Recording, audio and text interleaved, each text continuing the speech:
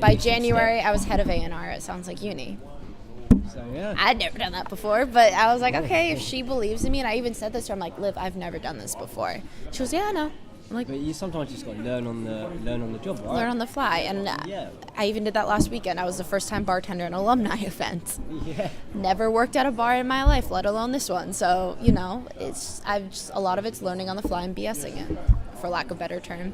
So that's my Sounds Like Uni story, and then through Sounds Like Uni, other university lecturers started to notice me, and while I was on break back in the States for Christmas, I was in Florida visiting family with my father, and I got a email from another lecturer, Ade, who I incidentally had my year abroad, which I was just talking about this, and he was hard on me when I had him last year, because he was like, this girl's a fish out of water, like, what is she doing in my class? She's not in this course. He said that to me. He goes, I saw that you're a fish out of water. He goes, but you grasped the task. You passed, you did very well. And he goes, and then you come in this year and you're involved with Sounds Like Uni, and like you do this and this, and so I got an invite to apply for his mentorship. So now I'm involved in that and doing all of that. It's great to have a mentor. So how often do you see your mentor then? I haven't gotten a mentor yet. I just had an interview for it now. But these people are like top of the notch kind of people. But anyways, I started this program. I go to the first few days. They're very long days, but I do my best. I'm always like, I'm still apprehensive. I still have that feeling that I did in September of like, I don't know what I'm doing.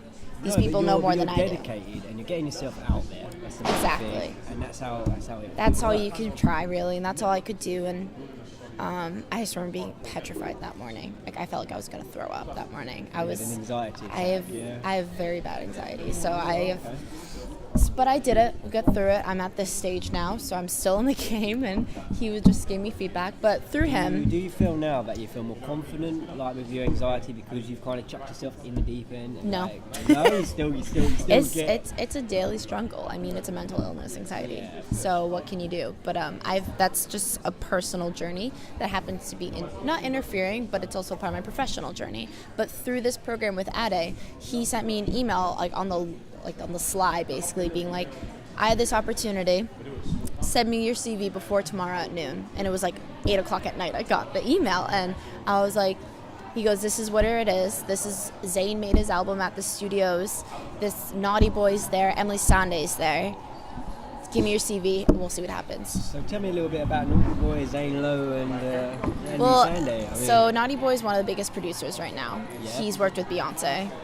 Yeah. He's worked with anyone and everyone, and he worked with Emily Sande. Emily Sande, that's Ealing Studios is basically Emily Sande, where she's making her music. Her second album is being made there currently now. And then Zayn Malik quit One Direction. Yep. And he's promoting his debut album right now. It's coming out the 25th.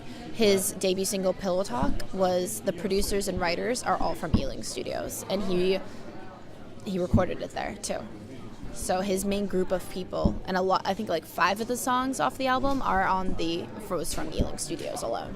Oh, okay, that's interesting. Yeah, so it's big people are there. Jessica Lynn has stuff there apparently, and Jessica's great. Yeah, so they're making great music, and So who personality-wise did you like the most out of who you met, celebrity-wise?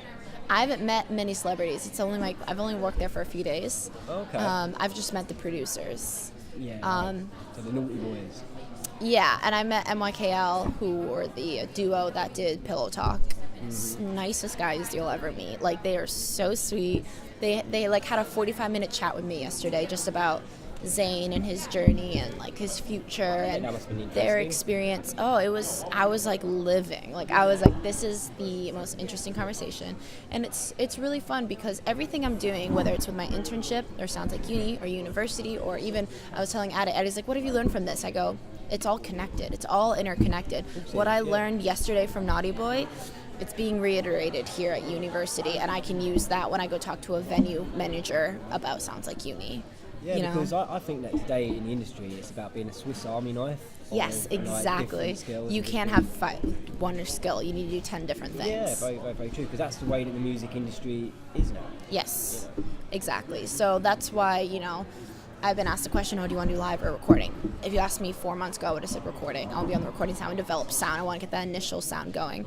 But I've enjoyed Sounds Like Uni just as much as I've enjoyed anything else I've done. So yes, I as long as I'm working with people and I'm working with creative people and helping them, because I've come from a creative background being a dancer and stuff, I'm happy. You know, I'm as long as it's a people job. You know? Yeah, of course, and dealing with people and finding some out form of and A&R. learning and the whole, Yeah, some form of A&R. I don't So care not if in, it's if the you're live not event necessarily being like on the creative side, like just being a part of the music, The as a creative whole, process, and yeah. The process. Like I won't just lay down a beat for someone, but I might be like, change this lyric or tweak this here, do this here, because I listen to music all the time. I'm like, oh, like it was like 3 years ago before I decided I wanted to do music. There was a part in a 5 Seconds of Summer song I was listening to in the song with my best friend in the car, and I remember on the highway in Maine listening to the song. I go, oh, I love this part. Listen, this extra guitar comes in here, and my friend just paused me. She's like, what? Like, what are you? No. Because you break down a track and you can analyze it and you can hear every Yeah, it was just an extra layer because they were repeating the chorus. They needed to add a drum layer and an extra guitar. And I was like, oh, I love that guitar line. And my friend literally turned off the radio. She goes, what are you talking about? And I was like, what? And she was like, girl, like where is the guitar line? Exactly. Yeah, She's like, I honestly don't hear it. And she's a singer herself. Oh, okay. But she doesn't do that like professionally. She's a dancer and singer herself, though. But yeah. Well, I suppose that's the difference between someone who's like in the industry and someone who's just a listener. Yeah, exactly. Yeah. Yeah, so that's my story.